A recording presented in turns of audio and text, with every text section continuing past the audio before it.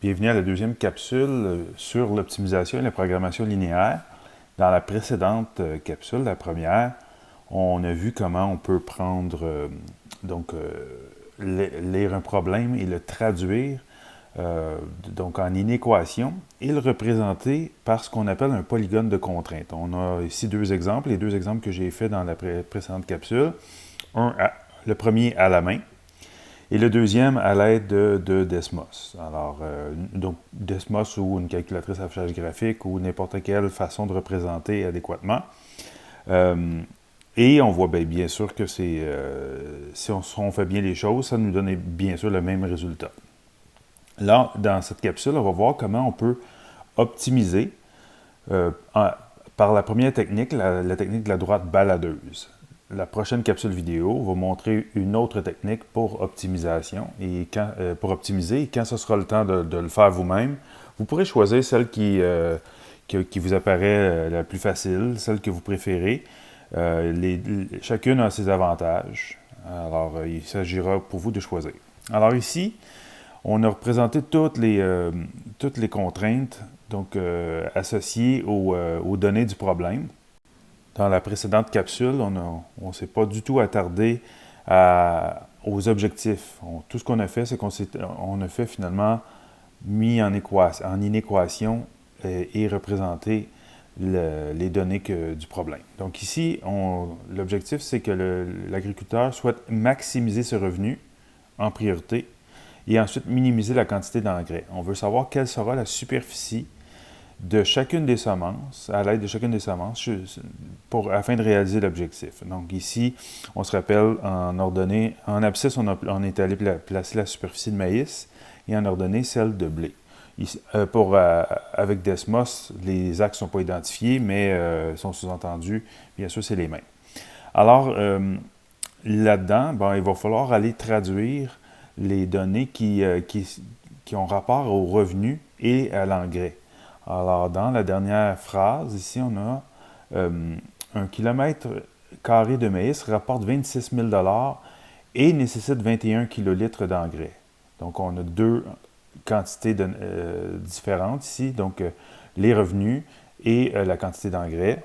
Il va falloir les placer comme les autres dans des équations différentes. Et 1 kilomètre carré de blé rapporte 50 000 et nécessite 26 kilolitres d'engrais. Alors, on va d'abord faire la traduction en équation de ces deux données. Commençons par les revenus. Alors, je rappelle, on dit que chaque kilomètre carré de maïs rapporte 26 000 Alors, comme on a fait précédemment, alors je vais aller indiquer ici que ça, c'est pour le maïs et voici pour le blé. Alors, 26 000 on va plutôt écrire 26 kg ça va être moins long à écrire que de rajouter un paquet de zéros sur, ça c'est par kilomètre carré. Et j'ai M kilomètre carré. Ensuite, les revenus, c'est ceux du maïs et ceux du blé. Donc, c'est 50 000, donc 50 kg par kilomètre carré de blé. Et j'ai B kilomètre carré de blé. Et ça va me donner mes revenus. Et là, ici, je n'ai pas un revenu qui est attendu. Le but, c'est de le maximiser. Alors, je vais écrire grand R pour revenu. Je vais faire la même chose pour l'engrais, puis ensuite de ça, on va parler de ces fonctions-là qui sont particulières par rapport à ce qu'on est habitué de faire. Alors, même chose pour la quantité d'engrais. Alors, on dit que 1 kilomètre carré de maïs nécessite 21 kilolitres d'engrais. Donc, c'est par kilomètre carré. Et j'ai M kilomètre carré de maïs plus 26 kilolitres d'engrais pour le blé par kilomètre carré. Et j'ai B kilomètre carré de blé. Et ça va me donner, au total, la quantité d'engrais. Je vais l'appeler grand E pour engrais. Voilà. Alors, ici, on a quelque chose de différent par rapport à ce qu'on est habitué. Alors ici, on a une fonction du premier degré, mais à 3 variables. Pour mieux comprendre, on va se faire un parallèle. Donc, lorsque vous avez appris en tout premier lieu, les fonctions. On a appris qu'on pouvait écrire y, qui était la deuxième variable, la variable dépendante, y comme une fonction de x. Alors, cette fois-ci, on pourrait dire qu'on a, bon, si on imagine un plan cartésien, on avait x, y, comme ça, voilà. Imaginez maintenant qu'on a on a x, on a une troisième variable, puis on a notre variable y qui est toujours là, imaginez. Alors, mettons qu'on y va avec les variables génériques, là, on obtiendrait un plan à 3 dimensions, et notre troisième variable serait z. Bon, elle n'est pas obligée de toujours s'appeler z, ni les deux variables, les deux autres variables indépendantes, x et y. Comme dans cet exemple, on a 3 variables, mais elles s'appellent m, b et r. Donc, voilà pour le petit parallèle. Alors, nous, ici, on va dire que r est une fonction de x et y, donc pas x et y, mais de m et de b dans ce cas-ci. Vous voyez l'idée? On pourrait l'écrire de cette façon-là. Alors, c'est la même chose pour e, qui est une autre fonction. On ne va pas l'appeler f, on pourrait l'appeler g, aussi une fonction de m et de b. Vous comprenez que m et b jouent le rôle de x et y. On s'est aperçu qu'avec Desmos, d'ailleurs, on doit utiliser x et y. Voilà pour les fonctions à 3 variables. Inutile de s'étendre plus sur le sujet. Si vous voulez en connaître plus, c'est un monde fascinant, donc le monde de la troisième dimension. Donc, c'est toutes ces fonctions-là qui vont justement dans la troisième dimension. Vous allez les voir l'année prochaine dans le cadre de vos études, ceux qui continueront à faire des maths. Bon, simplifions maintenant nos fonctions. On va enlever un peu les unités, ça va rendre ça plus facile. Alors, pour les revenus, on pourra dire que c'est une fonction, c'est donc R égale 26M plus 50B. Et c'est sûr que si on voulait la faire avec Desmos, j'écrirais plutôt, donc avec Desmos ou un grapheur, j'écrirais que R égale 26X plus 50Y. Même chose pour la fonction qui parle de la quantité d'engrais, donc l'engrais, pardon, E égale 21M plus 26B, et avec un grapheur, je vais encore utiliser Desmos en exemple, on va dire que E est égal à 21X plus 26Y. Voilà, c'est important de comprendre ça. On appelle ces fonctions-là les fonctions objectifs ou encore les fonctions à optimiser. Souvent, vous allez voir, lorsqu'on a... ici, je suis allé placer vraiment, c'est le revenu et la quantité d'engrais, mais souvent, on utilise Z pour la fonction optimisée. Donc, Z, vous venez de comprendre pourquoi. Z est une fonction de X et Y. C'est pour ça qu'on l'utilise souvent. Mais toujours mieux de rester dans le contexte. Alors, c'est bien important, c'est lié à notre sujet d'aujourd'hui. L'idée, c'est de voir comment on peut faire varier les revenus pour faire en sorte d'avoir le plus grand revenu possible. On va faire varier plutôt X et Y, parce que X et Y vont déterminer le revenu. On s'entend que si X vaut 10, ici, ce sera en kilo-dollars, je l'ai placé en kilo-dollars, donc, pardon, ce sera des kilomètres carrés, donc j'ai 10 kilomètres carrés, et, je ne sais pas, encore 10 km² ici, je suis capable de déterminer, donc 260 plus 500, ça me donnerait 760 kg$ de revenus, et ainsi de suite. Et donc, c'est comme ça qu'on peut aller à déterminer les revenus. On veut les maximiser, mais en tenant compte de toutes nos autres contraintes. Alors, on ne peut pas sortir du polygone de contraintes qui est ici. C'est là-dedans qu'il faut se situer pour respecter les contraintes, qu'on soit dans un modèle numérique ou à la main. Même chose pour la quantité d'engrais. Mais là, c'est deux objectifs différents. Si possible, on va chercher à rallier les deux objectifs, mais l'agriculteur souhaite d'abord, donc en priorité, maximiser ses revenus et ensuite minimiser la quantité d'engrais. Alors, on va y aller une à la fois. Contrairement à ce que j'ai fait dans la précédente capsule vidéo, au lieu de commencer à vous montrer comment on fait à la main, je vais commencer à vous montrer comment on le ferait à l'aide de Desmos pour que vous ayez une idée de la partie dynamique. Ça va vous aider, je pense, à mieux comprendre, à mieux saisir ce qu'on fait à la main lorsqu'on veut le faire à la main. Bon, ce qu'on va faire, donc on va commencer par regarder ce qui se passe au niveau des fonctions optimisées. Alors, rapidement, juste rappeler comment on a tracé tout ça. Donc, sur la première ligne qu'on a en haut, ici, on s'aperçoit qu'on a placé toutes nos contraintes. C'est ce qui nous donne le polygone en mauve. Et les autres lignes, c'est juste pour donner des différentes couleurs à notre polygone de contrainte. Donc, on peut changer les couleurs, ça, je vous rappelais ça. Bon, parfait. Maintenant, je suis allé tracer, donc en rouge, x égale y, je suis allé tracer les droites frontières et je les ai mis en pâle. Je les ai mis en pâle pour pas que ça vole la vedette de ce qu'on veut voir. Donc, c'est vraiment le polygone de contrainte qui est la partie importante. Il y a une autre raison aussi pourquoi j'ai fait ça. Donc, quand je dis je les ai mis en pâle, c'est que si on clique dessus, j'ai mis la transparence, l'opacité à 0.3. C'est ce qui fait en sorte qu'on les voit, mais pas tant que ça. J'ai gardé, pourquoi ça? Parce que j'ai fait en sorte que je suis allé programmer, je suis allé tracer, dis-je, mes deux droites pour objectif. Donc, la première, donc à la ligne 14, on voit maximiser le revenu. Je vais aller mettre un commentaire pour qu'on comprenne bien c'est quoi quel est le but de la droite qu'on a là. Donc, R égale 26x plus 50y. Et R égale 0 pour l'instant. Donc, ça devient un paramètre avec Desmos. C'est ça qui est très intéressant ici.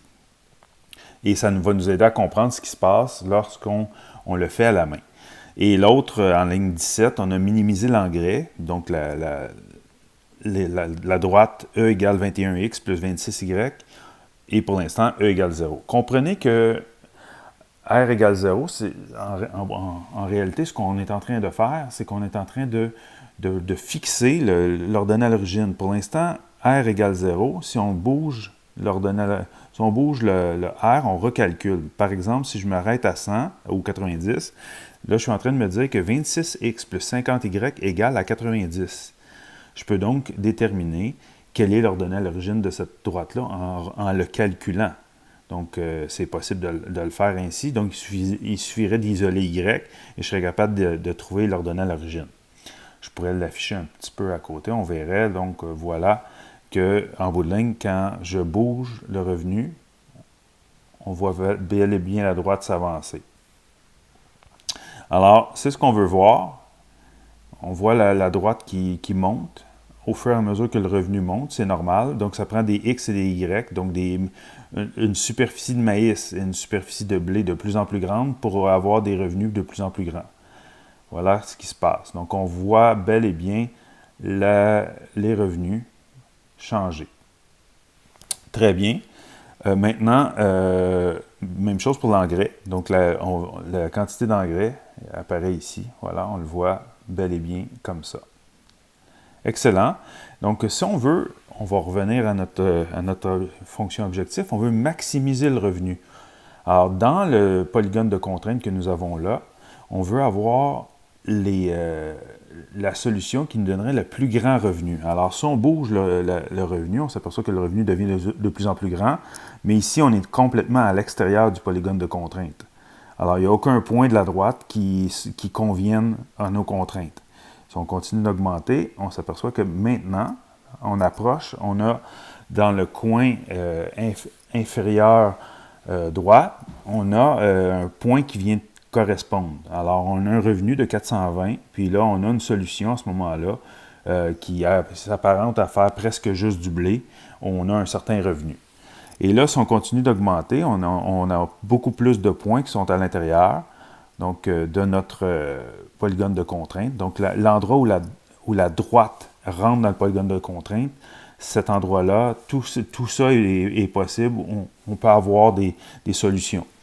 Mais il y a encore des revenus plus importants qu'on peut aller chercher. On est encore à l'intérieur du polygone de contrainte. On voit que la droite, elle existe à l'intérieur. Il y a toute une zone à l'intérieur du polygone de contrainte qui nous apporte de plus grands revenus. Et plus on augmente, plus on s'aperçoit que la droite, les solutions rétrécissent, mais on a encore des plus grands revenus. Et ainsi de suite. Et on voit que finalement, il existe un sommet dans le coin en haut qui nous apporterait une solution plus importante.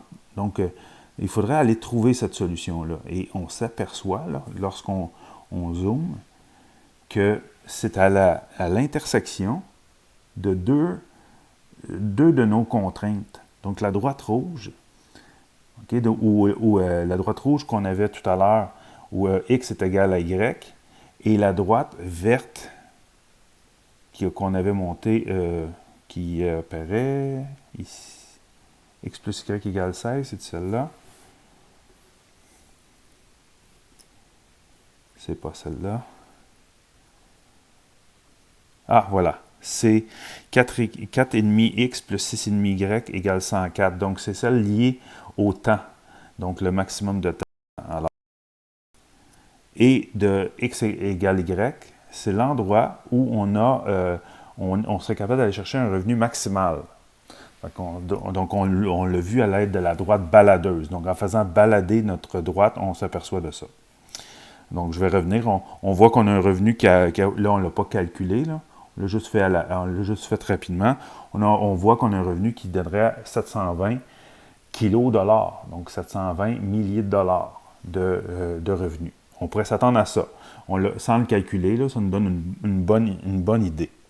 C'est sûr qu'avec Desmos, on est capable d'avoir plus de précision parce qu'il suffit d'aller cliquer. Si on zoome, on peut cliquer le point de rencontre et on est capable d'aller chercher, quand X donne 9,46 et Y aussi donne 9,46, donc finalement autant de blé que de maïs, ben ça semble maximiser notre revenu. Donc, c'est ce que la droite baladeuse nous apprend. C'est sûr que c'est facile avec les technologies. Il faudra être capable de faire la même chose en résolution d'équations. Maintenant, je profite pendant qu'on a encore Desmos, puis voir la partie dynamique, pour cette fois-ci regarder comment on peut minimiser la quantité d'engrais. Alors, la quantité d'engrais est ici, on l'a fait bouger. Donc, on voit que c'est la pente de la droite bleue, comment elle est orientée. Et on s'aperçoit que lorsqu'on arrive dans le coin gauche, le coin droite inférieur, donc un revenu d'environ, une quantité d'engrais d'environ 340, on est dans le polygone. Et là, lorsqu'on augmente, bien évidemment, la quantité d'engrais augmente. Mais là, on ne veut pas prendre le maximum d'engrais, on veut prendre le minimum d'engrais. Alors, minimum d'engrais, ça semble être aux alentours de 340, là, 350, un petit peu moins. Là. On pourrait le voir comme ça. Je pourrais changer mon pas de graduation pour pourrait le trouver. Bref, tout ça pour dire que finalement, ça semble être associé à ce sommet-là, le sommet 16. Alors, là, j'arrive pas à le calculer exactement, il faudrait que je change mon pas de graduation. Je vais me prendre un pas de 1. Voilà. Et là, que j'y aille tranquillement. Pas de 1. Pourtant, il ne me le donne pas. Donc, j'y vais avec 341. Non. Plutôt 335. Un peu plus, 337. Oups. Ouais, encore, 336. Bon, vous voyez, à 336, on dirait que je suis direct dessus. Donc, ça semble être la quantité minimale d'engrais que je peux avoir pour respecter les contraintes. Bon, il resterait à vérifier ça avec une mise en équation. Alors, voilà comment on fait balader une droite, balader en guillemets une droite avec une technologie comme Desmos. Nous voici rendus à cette dernière partie de la capsule vidéo. Alors ici, je suis allé retranscrire les deux objectifs que nous avons. Donc pour l'agriculteur, soit de maximiser les revenus et essayer autant que possible de joindre l'objectif de minimiser la quantité d'engrais. Nos contraintes, là, j'ai ramené le graphique que nous avions fait. En les numérotant, donc on a les codes de couleurs qui nous aident et aussi les numérotés. Je vous propose, quand vous allez faire les vôtres, d'au moins numéroter vos droites frontières pour qu'elles soient plus faciles à repérer.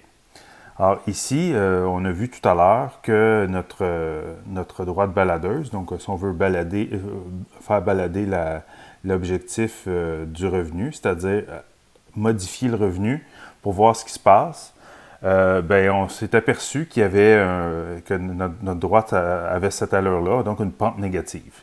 Qu'est-ce qu'on fait si on n'a pas Desmos, si on n'a pas un logiciel ou une application dynamique comme celle-là? Ben, c'est ce que je vais vous montrer dans un instant. Alors, donc, On va commencer par notre objectif, notre premier objectif, donc le revenu. On veut être capable de le modifier. Alors, ce qui va nous aider, quand on n'a pas de quoi de dynamique, c'est de trouver la pente. On va aller trouver la pente associée à cette équation. Donc, pour ça, on va se rappeler que la pente, lorsqu'elle est en forme générale, ce qui est le cas ici, ça correspond à moins a sur b. Et on se rappelle que la forme générale, c'est ax plus by plus c égale 0 ou égal à c, ça correspond du pareil au même. Alors, a, c'est associé à la variable en abscisse. Ici, on ne peut pas l'appeler l'indépendante, mais tout de même. Alors, disons, allons calculer la pente du premier objectif. Alors, habituellement, j'appelle la pente m, mais là, on a déjà une variable m. Alors, allons-y, pente du premier objectif, c'est égal à moins a sur b, donc moins 26 sur 50, c'est-à-dire moins 13 25e. Ainsi, si j'isole, je sais maintenant que j'aurai R est égal à 26m plus 50b. On va retrouver la pente très vite. Donc ici, je n'ai pas de variable dépendante ni indépendante, mais j'ai une variable en ordonnée, donc b. Alors si j'isole en fonction de b, j'aurai b égale, pardon, je vais y aller tranquillement, je vais dire 50b égale R, donc R moins 26m, et je divise par 50 de part et d'autre, j'obtiendrai B est égal à moins 13, moins 26 divisé par 50, donc moins 13 25e, la pente que j'avais calculée tout à l'heure, M, plus R divisé par 50. Alors, important de comprendre, je suis dans la forme qu'on est habitué, là, Y égale à X plus B ou MX plus K, comme ça dépend, là. Donc où M est la pente. Alors, on a notre pente ici. Ça, et ici, c'est notre ordonnée à l'origine. Ce qui fait en sorte que si on donne des valeurs au revenu, c'est assez facile d'aller faire un tracé. Donc, on va avoir une idée de quoi a l'air notre droite. Alors, prenons l'exemple. Imaginons, par exemple, qu'on ait un revenu de 500 milliers de dollars, donc 500 kilodollars. Alors, ça nous donnerait quoi? Ça nous donnerait B égale moins 13 25e, M, divisé par 500 divisé par 50, donc 10. C'est-à-dire que j'aurais l'ordonnée à l'origine, je vais reprendre ma couleur mauve. Alors, j'aurais une ordonnée à l'origine de 10, j'irai placer 10 ici sur mon abscisse. Ensuite de ça, je me servirais de la pente pour aller, la pente, ou je peux le tracer aussi avec la forme générale. Le but, c'est d'aller tracer la droite. Ici, comme je suis dans le premier cadran et que j'ai une pente de moins 13 25e, descendre de 13, je sors du cadran, me tasser de 25, ça irait, mais là, donc on a une petite idée de quoi aurait l'air la droite, mais je vais être capable de faire quelque chose. Donc là, dans ce cas-ci, c'est préférable. À vrai dire, c'est ma forme préférée aussi de le faire, c'est de rester avec la forme générale que nous avons là. Alors qu'on pourrait dire que 50 est égal à 26m plus 50b. Et on a déjà l'ordonnée à l'origine. C'est toujours plus facile d'aller se donner les coordonnées à l'origine, comme j'ai fait dans la capsule précédente. Ah, M, si M vaut 0, là, on sait déjà que ça va donner 10. On l'avait calculé en forme, on vient de le faire. Et si B vaut 0, on aurait 500 divisé par 26, c'est-à-dire environ 19,23. Voilà. Alors, 19,23. Disons que j'ai 19 ici, 19,23, ça pourrait représenter ce point. Entre les deux points mauves, je vais retracer ma droite. Alors voilà. Maintenant que c'est fait, j'ai une idée que si je veux maximiser mon revenu, ça va être dans cette région-là. C'est clair que cette région-là, c'est celle qui va maximiser. Maintenant, comment on fait pour décider laquelle convient? Alors là, c'est sûr que moi, j'ai l'occasion de prendre la droite déjà dessinée et de la déplacer, donc de la déplacer, ce qui n'est pas votre cas. Donc, je sais que je ne changerai pas le parallèle. Ça sera des droites parallèles, juste en la déplaçant comme ça. On s'aperçoit que, ici, dans cette région, j'accroche ce sommet-là. Donc, Je vais aller les identifier. Ici, je vais aller dire, ici j'ai un sommet A, j'ai un sommet B. Le sommet A est celui qui est le premier qui est accroché par la droite. Et le sommet B, ça serait le prochain, mais pas longtemps après. Donc, c'est vraiment pas évident. Comment on fait lorsqu'on n'a pas l'occasion de déplacer comme ça? Bien, vous avez toujours l'occasion de prendre des instruments de géométrie et de faire des parallèles. Mais sinon, il n'y a rien d'autre que de refaire un autre essai, cette fois-ci avec une plus grande valeur du revenu, et d'aller tracer une droite plus près encore pour voir lequel des deux. Donc ça, c'est une situation particulière que nous avons là parce que les sommets sont très proches l'un de l'autre. C'est habituellement beaucoup plus facile que ça à voir. Fait qu'ici, on est capable de voir que c'est le sommet B qui va maximiser.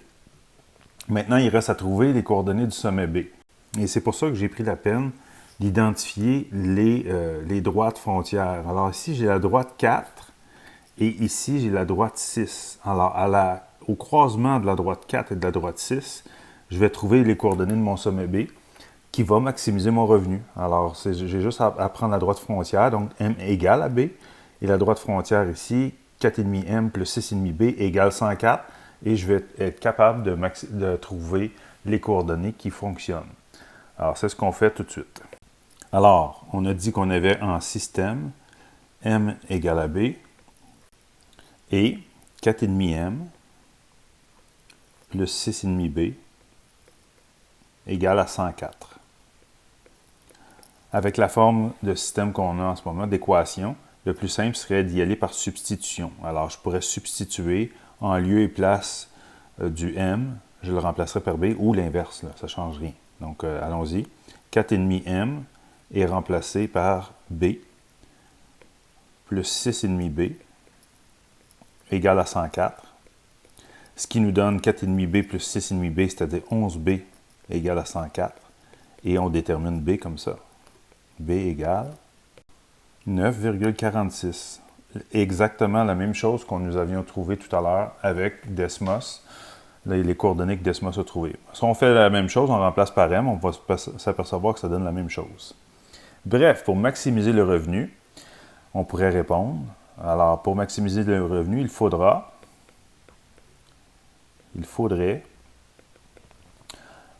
environ 9,46 km² de maïs et de blé. Lorsqu'on remplace dans l'équation objectif ici, 26 fois la superficie de maïs et 50 fois la superficie de blé, on en arrive à un revenu de 720 kg$, donc 720 000 $. Passons maintenant au deuxième objectif. Alors, et cette fois-ci, on veut voir quelle serait la superficie de maïs et de blé pour minimiser la quantité d'engrais. On fait la même chose pour le deuxième objectif, c'est-à-dire qu'on va faire varier la quantité d'engrais, donc la variable E, et ça va faire balader la droite, ça va faire en sorte de modifier l'ordonnée à l'origine. Alors, on peut encore une fois calculer la pente de la droite, mais on a vu que ça va quand même assez bien d'y aller avec la forme générale. Alors, on pourrait y aller avec une certaine quantité d'engrais, disons, on va y aller avec un exemple, disons 300. Si on a 300, ça donne 21M plus 26B. On pourrait aller tracer ça. On aurait donc M et B. On irait trouver les coordonnées à l'origine pour cette droite-là. Ça va nous donner une idée. Donc, on fait si M vaut 0 et B vaut 0, respectivement. En 300 divisé par 21, ça nous donne la valeur de B la valeur de M lorsque B vaut 0, c'est-à-dire 14,3. Voilà, je fais la même chose en posant M vaut 0 cette fois. Donc 300 divisé par 26. Et ça me donne environ 11,5. C'est juste pour avoir une idée. Alors, ça nous permet d'aller représenter ça ici. Alors, si M vaut 0, environ 11,5, ce serait ce point qu'on voit ici. Et 14,3 environ ici. Parfait. Ça va nous permettre d'aller tracer la droite que voici. Alors, on n'est pas tout à fait rendu dans notre polygone, mais on est tout de même assez près pour être capable de voir sans la moindre difficulté que le point qui va minimiser, c'est celui-là. La même chose qu'on avait vu avec Desmos. Alors, il est beaucoup plus facile à calculer. On s'aperçoit qu'il est situé sur la droite 3 et lorsque B vaut 0, donc c'est un 0. Alors, on a juste à calculer les... donc M plus B égale à 16 lorsque B vaut 0. Alors, c'est clair, c'est M vaut 16. Alors, pour minimiser l'engrais, il faudrait une superficie de 16 km² de maïs et pas du tout de blé. Alors, évidemment, ça, c'est incompatible avec notre autre objectif qui est de maximiser le revenu. C'est sûr qu'on ne maximise pas les revenus dans celui-là. Puis comme c'était jugé de façon prioritaire, alors on va y aller avec le premier objectif satisfait uniquement.